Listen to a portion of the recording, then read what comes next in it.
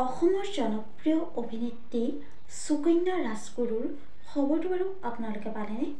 জনপ্ৰিয় অভিনেত্ৰীগৰাকী এই মুহূৰ্তত আহি পৰিছে এটি বিশেষ খবৰ।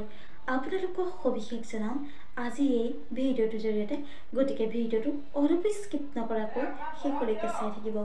নমস্কাৰ বন্ধু-বান্ধৱীসকল, আপোনালোক সকলোকে স্বাগতম জনাইছোঁ।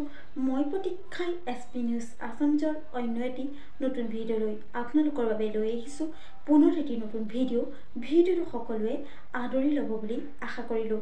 আহক আজি ভিডিঅ'টোৰ পৰৱৰ্তী অংশলৈ আগবাঢ়োঁ।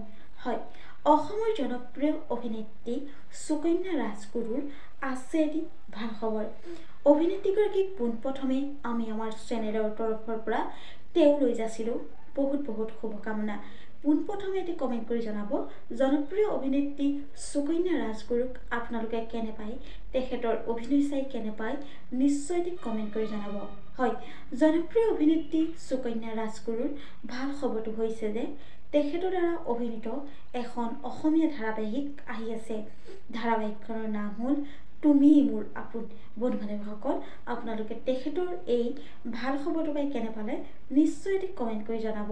আজিলৈ ভিডিঅ'টো আছিল ইমানখিনি। আশা কৰিলোঁ আপোনালোকে ভিডিঅ'টো চাই ভাল পালে।